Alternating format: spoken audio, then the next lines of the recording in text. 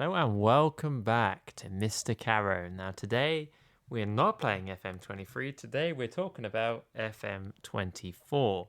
Now it has been announced today, FM do a funny thing every year where they make it seem like they may not be bringing out another game, and away we go, we get a new game announced. Now the interesting thing about this game compared to other games, FM games at least, is that this is the final FM game in its current format, the final FM game in its engine that is currently being used. They're moving to the Unreal Engine in 2025.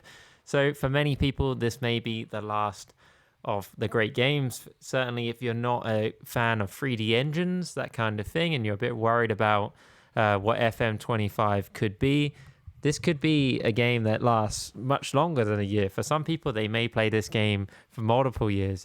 People these days produce so many updates in terms of database updates, there's no reason why this FM24 couldn't be a game that people play many years in advance, especially if they do go kind of crazy on FM25 and really change the dynamics. Now, there's two ways of looking at FM25. One, we haven't had FM24 yet, so we don't want to get too carried away. And the other is maybe it will be better than we expect. I'm not that excited about it personally, but that's because I don't even use the 3D engine on FM at all. So the idea that the game is going to be fully 3D is a step that it will take some getting used to. Anyway, let's focus back on FM24. Now, today was the launch, if you like. We don't know much about the new game. However, we got kind of like snippets of new features. And today in this video, we're going to discuss and give a brief opinion. And every week, once a new feature is released, or I think they're doing it in twos by the look of it, we will talk about those features. So the first two that they're going to talk about is smarter transfers and squad building and finance. Now, for me, transfers have always been something that is it a fun thing to do? It's a fun thing to buy and find players. Is it smarter or smart enough?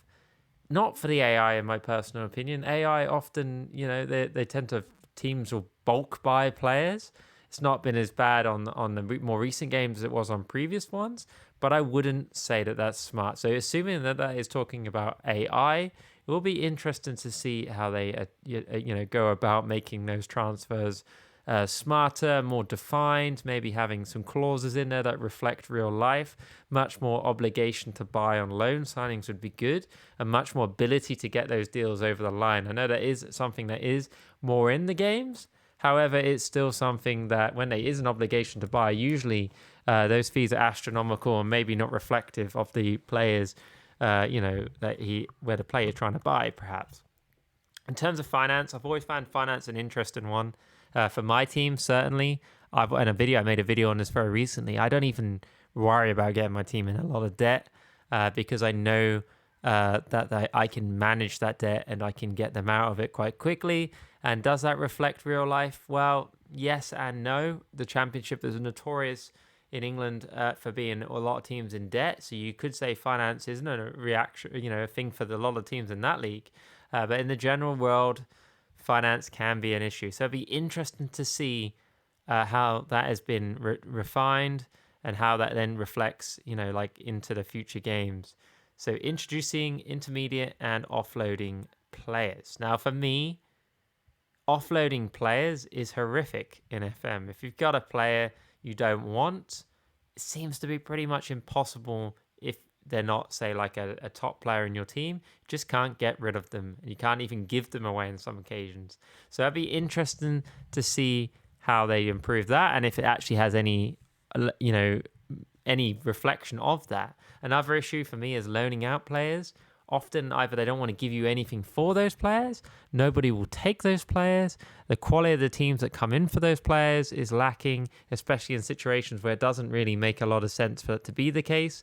So yeah, it will be interesting to see how they approach that. That's an interesting that they're calling that a new feature. But hey, we'll see. We'll see how that floats. Individual player targets and interaction logic.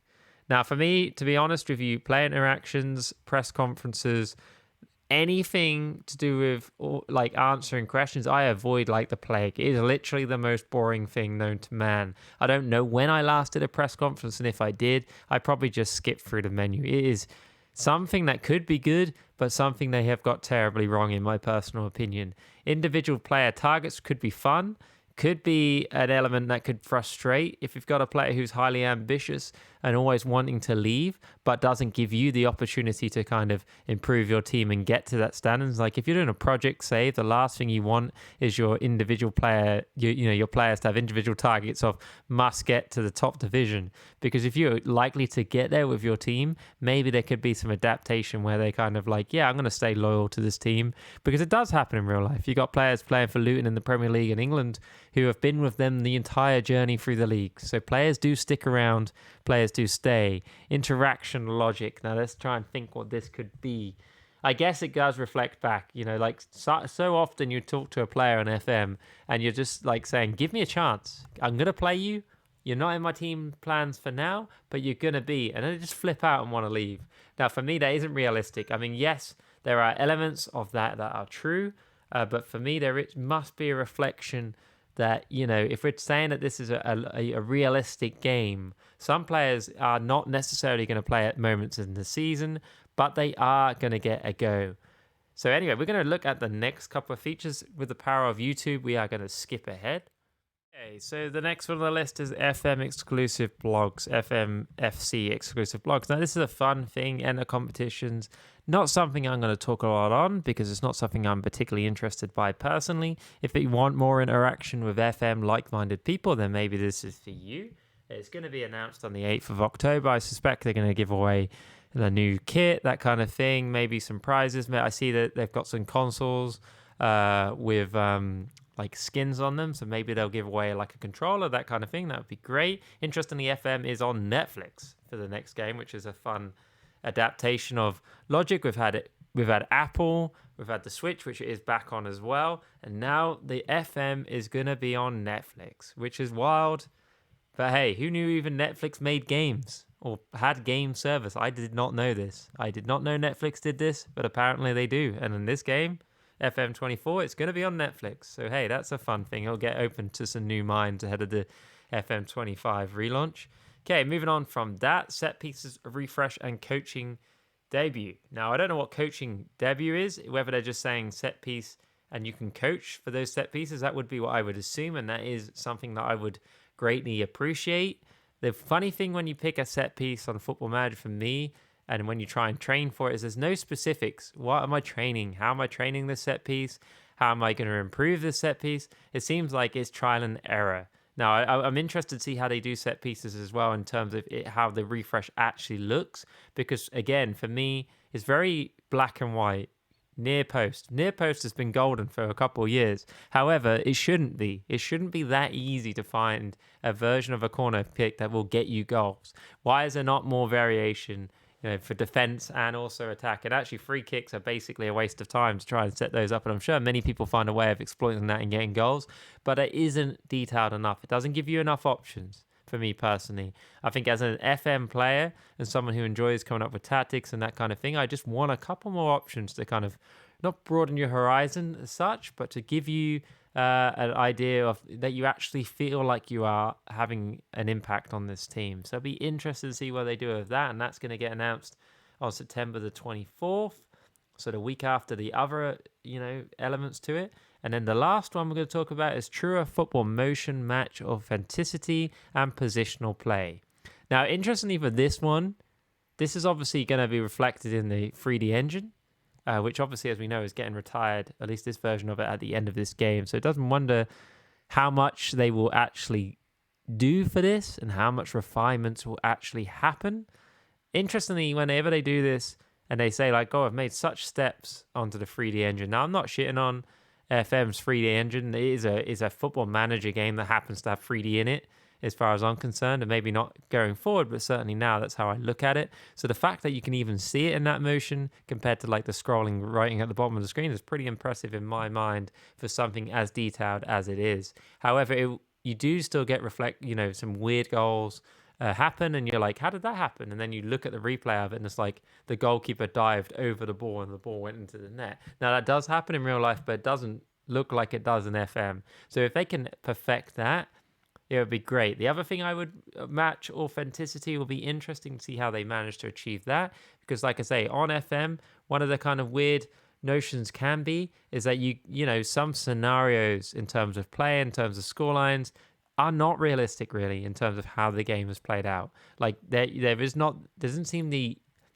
ability to kind of close games out as you would do necessarily realistically in real life. Certainly not as the player, maybe more as the computer that seems to happen. But in my opinion, as the player, like I would imagine if you were, 3-4-0 up and you shut shop, in your opinion, that would work. However, in FM for me, sometimes the scores get back to 4-3, that kind of crazy. Now, I'm not saying it doesn't happen in real life, because it does. It just doesn't happen as often as it seems to on FM. So it'll be interesting to see how they get that match on authenticity, if that's what they're trying to achieve. And positional play, yeah, it'd be interesting. I often wonder how much impact some positions or some roles actually have. It seems like they would have more, impact, but it doesn't seem to matter who you put in some of those positions. It doesn't seem like they reflect or have any. It says what they're supposed to do on the bottom of the screen. This is what this position or this role will achieve. But then actually, in reality, in real time, maybe I'm the only one who thinks this, maybe not. It doesn't seem to achieve or have this kind of impact that I would have anticipated it would have if it's literally scrolled on the screen saying this will do this. I'd like to see more of that. I'd like to see some elements that this actually has an impact, because otherwise, why would I even bother putting intricate tactics with different roles and pick out the player instructions? I know you don't want to overkill on player instructions. You want to give a little, give the players some ability to make their own mind up. However, if it's not going to have any reflection of it, what is the point? Anyway, like I said, I'm going to end this video here. It's a very kind of short introduction of FM24 in terms of the trailer, in terms of, I haven't really watched the trailer of you guys. You can watch that in your own time for sure. But in terms of, seeing what they're going to add into the new game. Now, it's not a big surprise to me that there's no headline features being added to this specifically. Maybe some of these will become headline features, but you got to remember that this is, like I say, the last one of this type of game. They're retiring this type of game. They're moving on. It's not a surprise that there's elements of this that are kind of, there'll be people probably who don't buy this game, who just stick with 23 and say that 24 was a waste of time. We'll wait for 25. But I don't buy into that personally. Some of these features will be brought into 25 without a doubt, and there's like a trial and error kind of approach. But nevertheless, it's interesting to see how they implement these. It'll be interesting to watch some videos, and as those videos launch, we will talk about them. We will have some fun learning about them. Anyway, thank you for your time. Have a great time. Thank you for watching. If you like this video, please give a like and subscribe. Hit the notification for more videos. Thank you and goodbye.